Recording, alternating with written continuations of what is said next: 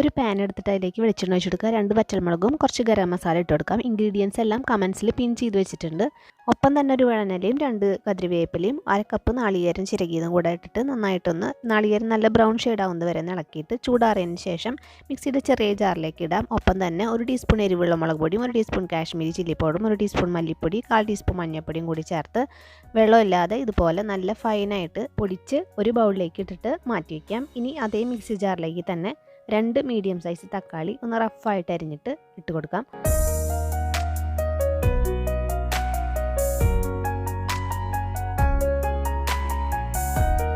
തക്കാളിയുടെ കൂടെ തന്നെ കാഷ്യൂ ഒരു 15 എണ്ണം ഇട്ട് കൊടുക്കണം. ഒരു വലിയ കൈപ്പിടി മല്ലിയിലയും ഒപ്പം തന്നെ ചെറിയ കൈപ്പിടി പുതിനയിലയും കൂടി ഇട്ടിട്ട് നല്ല ഫൈനായിട്ട് തന്നെ അരച്ചിട്ട് അവിടെ മാറ്റി വയ്ക്കാം.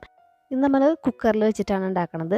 നല്ലോണം വെളിച്ചെണ്ണ ഒഴിച്ച് കൊടുക്കുക. അതിലേക്ക് 200 ഗ്രാം ചെറിയ ഉള്ളിയും 1 മീഡിയം സൈസ് സവാള നല്ല കനം കുറച്ചിട്ട് അരിഞ്ഞിട്ട് നീളനെ അരിഞ്ഞിട്ട് ഇട്ട് കൊടുക്കാം. ഉള്ളികളെല്ലാം വഴന്ന് ഒരു ചില്ലുപരിവോ കായി കഴിയുമ്പോൾ നമുക്കതിലേക്ക് 2 ടീസ്പൂൺ ഇഞ്ചി വെളുത്തുള്ളി പേസ്റ്റ് ചേർത്ത് കൊടുക്കുക.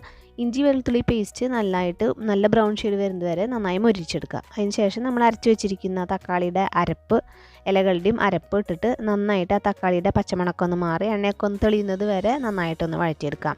ഇങ്ങനെ വഴന്ന് വന്നു കഴിഞ്ഞിട്ടുണ്ടെങ്കിൽ നമുക്കതിലേക്ക് നമ്മൾ നേരത്തെ പൊടിച്ച് വെച്ചിരിക്കുന്ന പൊടി കൂടെ ചേർത്തിട്ട് ഒരു 15 സെക്കൻഡ് നന്നായിട്ട് ഇളക്കിയെടുക്കാം. ഇത് വേറെ ലെവൽ ടേസ്റ്റാണ്. എല്ലാവരും ട്രൈ ചെയ്ത് നോക്കണം ഈ ഒരു മസാല.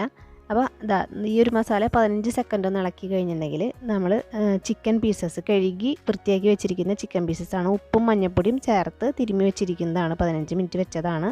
അത് 3/4 കിലോയാണുള്ളത്. അത് ഇതിലേക്ക് ഇട്ട് കൊടുക്കാം. നന്നായിട്ട് ഇളക്കുക. 1 മിനിറ്റോളം ഇതുപോലെ ഹൈ ഫ്ലെയിമിൽ ഇട്ടിട്ടൊന്ന് നന്നായിട്ട് മിക്സാക്കി വെച്ച് കൊടുക്കാം. ഒതുക്കി വെച്ചതിന് ശേഷം ഒരു ഗ്ലാസ് വെള്ളം ഒഴിക്കുക. എന്നിട്ട് കുക്കറിൽ അടച്ചു വെച്ചിട്ട് 1 or 2 വിസിൽ നിങ്ങളുടെ കുക്കറിൻ്റെ വിസിലിൻ്റെ വേവിന് അനുസരിച്ചിട്ട് അടുപ്പിച്ച് കൊടുക്കാം. എയർ പോയതിന് ശേഷം നിങ്ങൾക്ക് എല്ലാവർക്കും കാണാൻ വേണ്ടിയിട്ട് ഒരു പാത്രത്തിലേക്ക് ഞാൻ പകർത്തുന്നുണ്ട്. അത് നന്നായി തിളച്ച് കഴിഞ്ഞാൽ ഒരു പിടി മല്ലിയില കൂടി ഇട്ടിട്ട് നല്ലൊരു തിളച്ച് കഴിഞ്ഞാൽ ഓഫ് ചെയ്തിട്ട് സെർവ് ചെയ്യാം.